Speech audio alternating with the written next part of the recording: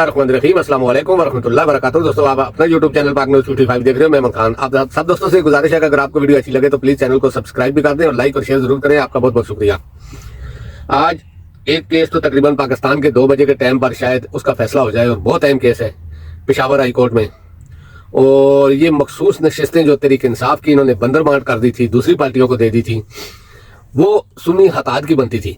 लेकिन election commission ने, अभी मैं उसको क्या बोलूं क्योंकि अपनी जुबान गंदी करने वाली बात है, लेकिन बेगैरती में उसने पूरी दुनिया के रिकॉर्ड तोड़ दिए और खास करके चीफ इलेक्शन कमीशन और उसके 4 मेंबरान ने। तो उनके खिलाफ कोई बात करो तो तौहीन इलेक्शन कमीशन हो जाती है।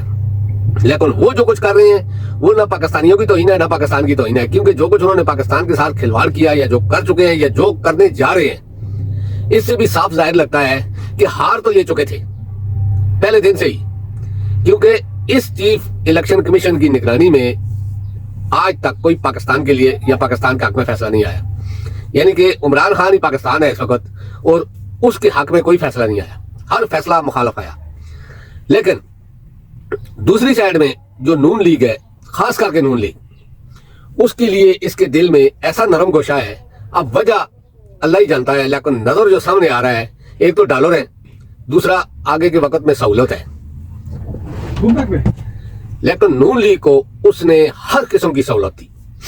और अब इलेक्शन जैसे तैसे भी हुआ, इलेक्शन होने के बाद जो कुछ हुआ उसमें तो साफ जाहिर हो रहा है और बिल्कुल खुल के लग रहा है कि इस्टेब्लिशमेंट की सपोर्ट से ये जो कुछ फैसले कर रहा है बिल्कुल पाकिस्तान के खिलाफ है। धांधली तो धांधली होती है ना, एक तो चोरी होती है, उसके ऊपर सीना जोरी भी है। यानी कि फार्म 45 इनको तकरीबन 14-15 घंटे के बाद अपलोड कर देने चाहिए थे, लेकिन 28 दिन के बाद अपलोड किए, वो भी ऐसे अपलोड किए कि पूरी दुनिया में पाकिस्तान का और पाकिस्तानियों का और इलेक्शन कमीशन का मजाक बन गया। यानी कि ऐसे जाहिल जैसे नून लीग की लीडरशिप में है ना, ऐसे ही जाहिल इलेक्शन में भी बने हुए और ऐसे ही आरओज या इस तरह के। लेकिन उनमें कुछ लोगों की मुझे ये चीज बहुत पसंद आई है कि उन्होंने कुछ किया, जैसे वो 173 वाला था, यानी कि 173 वाला, उसको वो 1173 भी कर सकता था, लेकिन उसने उसको किया 973, यानी कि एक का बीच में जो सर है वो छोड़ दिया। वजह ये थी कि वो चाहता था कि ये धांधली पकड़ी जाए, क्योंकि बहुत ज्यादा मबे वतन भी थे, मजबूरियां थी उनकी, या तो उनको ब्लैकमेल किया गया था या कुछ और बहुत सारी मजबूरियां थी जो लोग इस रिजल्ट को चेंज कर रहे थे। और जिन लोगों ने, बहुत से लोगों ने बहुत सारी खामियां छोड़ी हैं, और छोड़ी इसलिए है कि इस बेगैरत चीफ इलेक्शन कमीशन को नंगा करने के लिए। क्योंकि देखें, अब तो एस्टेब्लिशमेंट ने, खास करके मिलिट्री एस्टेब्लिशमेंट ने तो अपना हाथ जाल लिया है। उन्होंने कहा हमारा इलेक्शन से कोई ताल्लुक नहीं था। अब उनके कहने से ये बात तो आ गई इलेक्शन कमीशन के ऊपर, लेकिन क्या अवाम भी ये बात मान रही है कि उनका कोई ताल्लुक नहीं था? क्या ये चीफ इलेक्शन कमीशन इतना बहादुर और इतना ताकतवर था कि हर फैसला अपनी मर्जी से कर रहा था? इसको किसी का डर नहीं था, ना एस्टेब्लिशमेंट का, ना अदालतों का, ना किसी पुलिस का, ना किसी सिक्योरिटी इदारे का, ना किसी यानी कि नैब का, किसी का भी कोई डर नहीं था।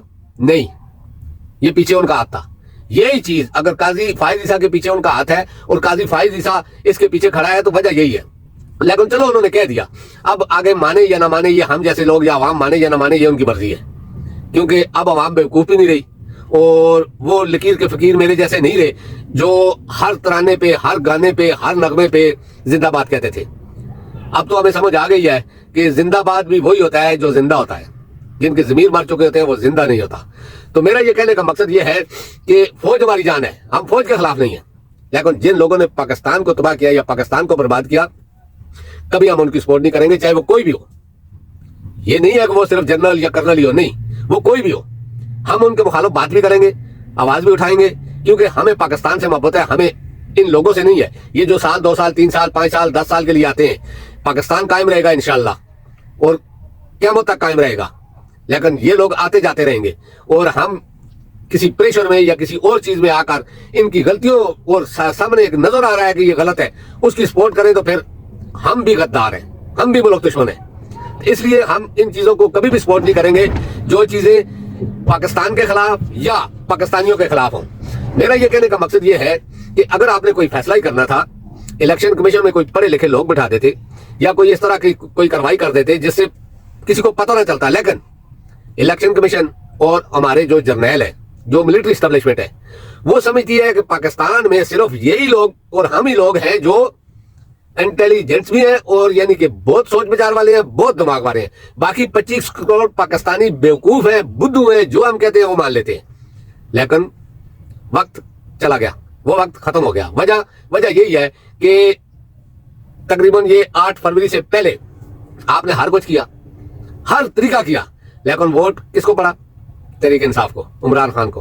अब बल्कि अभी इलेक्शन कराओ, खुदा की कसम, जो सीटें पहले थी उसकी अभी जो तकरीबन मैं कह रहा हूं कि 17 सीटें नून लीग की बनती थी, अभी 10 भी नहीं मिलेंगी। आप चाहे जितना जोर लगाना है लगा लो अवाम के ऊपर, अवाम आप ये बात मानने वाली नहीं है, क्योंकि उसको पता चल चुका है, क्योंकि यही बात आप लोगों ने हमें बताई है। इसमें हमारा कोई कसूर नहीं है।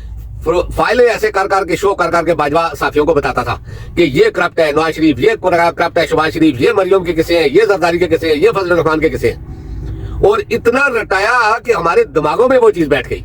फिर ऊपर से जब इसके ऊपर केस चला नवाज शरीफ के ऊपर, ये कोई प्रूफ ही नहीं दे सके, तो वो और ज्यादा पक्की हो गई बात।